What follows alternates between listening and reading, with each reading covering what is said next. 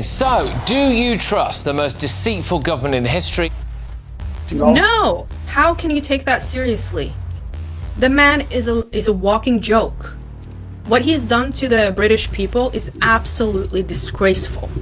Watch how Keir Starmer loses his temper in a shocking clash that left the entire House of Commons stunned. What happens when a fearless MP stands up and delivers a brutal reality check right to the Prime Minister's face? During a heated session of Prime Minister's questions, Luke Evans didn't hold back, calling out rising taxes and questioning Starmer's priorities. But did Starmer crack under pressure, or was this a calculated response? Before we continue, please take a moment to like this video and subscribe to Britain Daily. It's completely free, and it helps us keep bringing you the hard-hitting stories that matter. Let's watch this explosive clip. Dr. Luke Evans.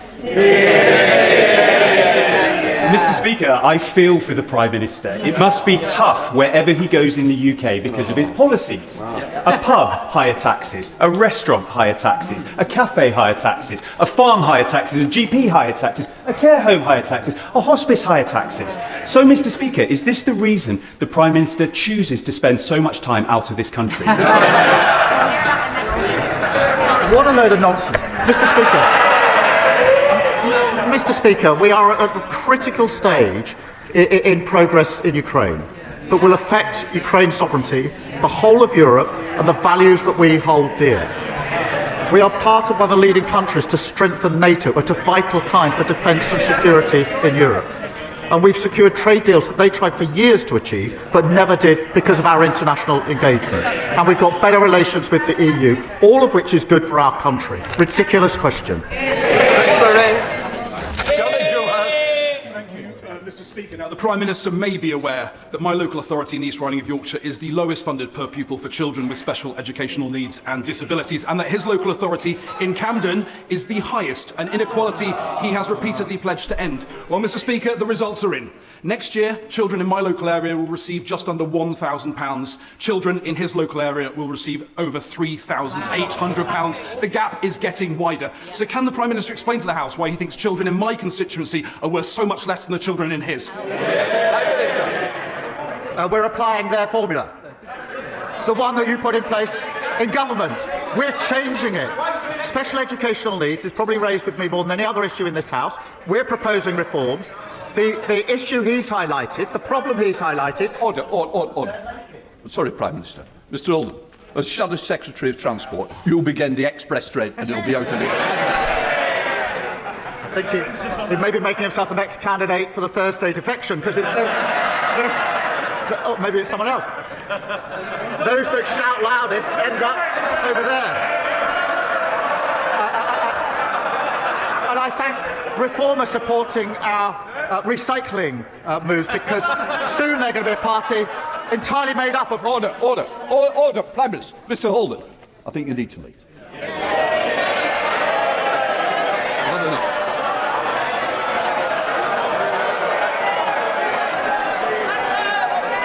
Prime Minister. Okay, Rebecca Long-Bailey. It's the season of Goodwill, so with that in mind, I don't intend, it is indeed the season of Goodwill, so with that in mind, I don't intend on asking the Prime Minister about his broken promises on energy bills, 1,000 jobs being lost in the North Sea, the fact that Peter Mandelson is still a member of the House of Lords. I won't even ask him about the chaos that is engulfing the Labour Party, his budget and indeed his own leadership. No, Mr. Speaker, I simply want to wish the Prime Minister Happy Christmas. How does he intend on spending his final one in Downing Street? Prime Minister. I'm going to get an update from the Chancellor on Grangemouth in just a minute. He's clearly not interested in Grangemouth. You would have thought on a day like this that he'd want to welcome the £120 million of investment into groundwork. It's a landmark investment protecting 500 jobs and hundreds more across Scotland's supply chain. And he can't even bring himself to mention it. Mr. Speaker, that's on top of the Typhoon defence jobs in Edinburgh and shipbuilding jobs on the Clyde. And after decades of SNP rule, they're totally out of ideas. They can't even welcome the Grangemouth news. Scotland deserves change next year with Anna Sawar. Thank you, Mr. Speaker. It is a pleasure to be doing business questions and responding to the right honourable gentleman who, like myself but more grand, was a chief whip and much respected and revered and sometimes feared by members of this House. And I'll be honest, Mr. Speaker, even I was terrified of him, and we're not even in the same party. So it is a pleasure to be here today. And as we reach the 4th anniversary of Putin's invasion of Ukraine, it is important that we restate our unwavering support for the people of Ukraine. We must never abandon them. And I know it's been a challenging few weeks for the Labour Party. We've all been there. They've come to realise what the British people long understood, that we have a Prime Minister who has U-turned on every principle he held and every promise he made. A Prime Minister elected on a promise not to raise taxes on working people. Then he raised them. A Prime Minister who promised to be pro-business, but and he has become the most anti-business Prime Minister of modern times. A Prime Minister who promised to raise standards in public life, but is presiding over an ever-growing mountain of government scandals. The grown-ups are back in charge, no more sleaze. How's that going for you? Whilst the Prime Minister stumbles on, his ministers are now out of control and out of their depth. And the British people are paying the price. Let me start with the Justice Secretary. This week we saw he intends to pursue his reckless plan to cut jury trials, a principle that has existed for over 800 years, a principle he wants to wreck without proper debate in the House. So will the Leader of the House give me as a categoric assurance that the changes to the Justice Secretary wants to make, that we will have time to debate in the House before we get to May? And now, let me turn to the Education Secretary of State and Equalities Minister. There can be no justification for the delay in providing guidance on single-sex spaces. The Supreme Court ruled a year ago that biological sex defines a woman, a fact that most people knew without needing a judge to tell them. I don't know if the Education Secretary, deep down, still doesn't agree, but the inaction must end. So will the Leader of the House confirm when the guidance will be laid before the House and grant a debate in government time on the unacceptable delays and risk it has proved to women and girls? Now let me turn to the Chancellor. This week, the Chancellor's entrepreneurship advisor shamefully said that Britain doesn't need more restaurants, laying bare what we already knew. This government is determined to tax our hospitality businesses to extinction. So, will the Chancellor apologise for her advisor and sack her, or back her and agree with her anti-hospitality stance? Will the Leader of the House grant a debate in government time on our pubs and hospitality so that members, at least on this side of the House, can have a debate and show their support for the hospitality sector?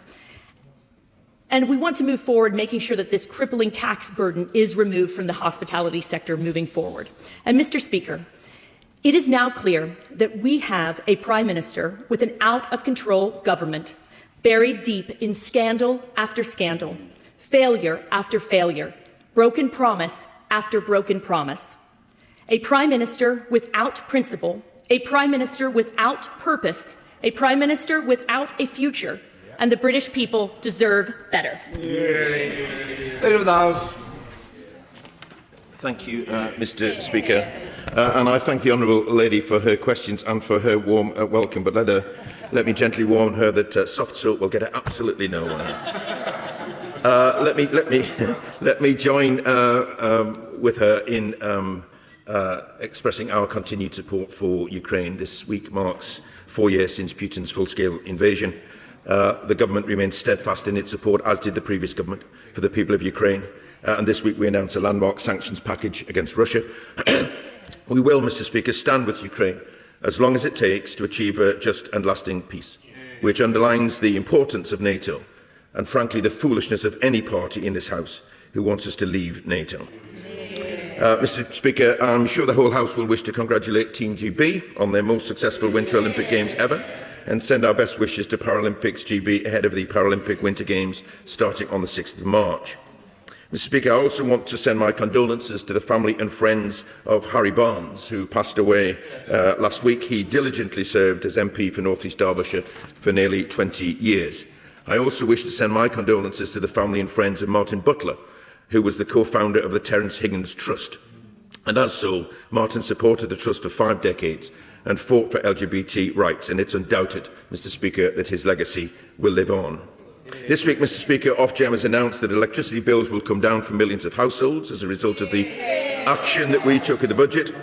And as we've announced, Mr. Speaker, we have announced major changes to the SEND system. We're putting children and young people first.